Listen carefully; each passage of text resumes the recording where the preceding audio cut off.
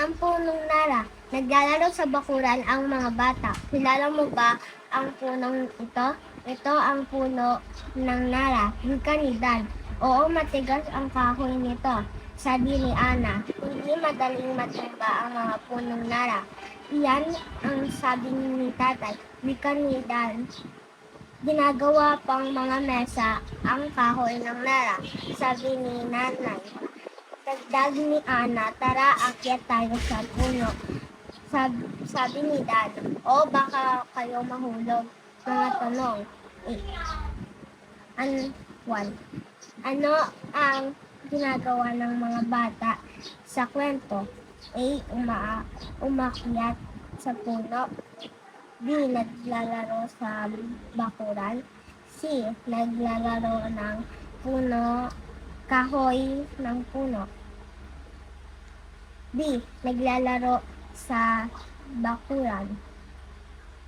2. Sino ang nagsabi matigas ang kahoy nito? A. Si Ana. B. Si Dan. Si Tatay. A. Si Ana. 3. Bakit kaya hindi madaling matumba ang punong Nara? A. Hindi malakas ang hangin. B. Matanda na ang puno ng Nara. C. Matibay ang kahoy ng punong Nara. C. Matibay ang kahoy ng punong Nara. 4. Ano pa kayang ang ibang bagay na gawa sa Nara? A. Bintana. B. Kama. C. Lutuan. A. Bintana. 5. Ilan ang nag-uusap sa kwento? A. 4. B. 2. C. 3. D. 2. The bib. Bim has a bib.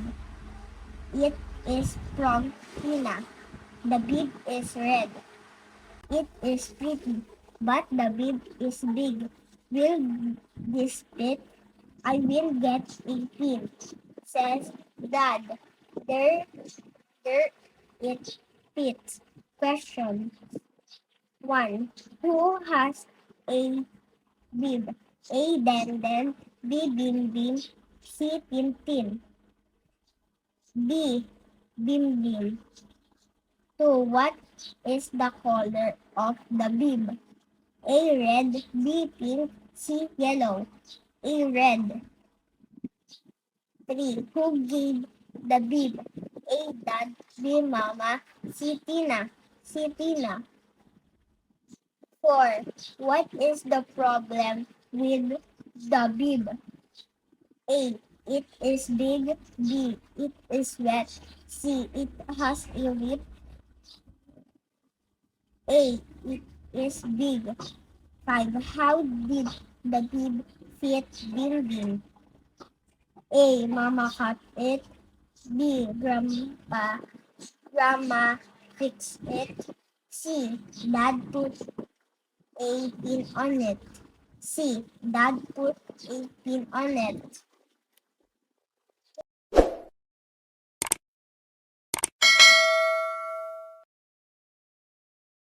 Anisha TV.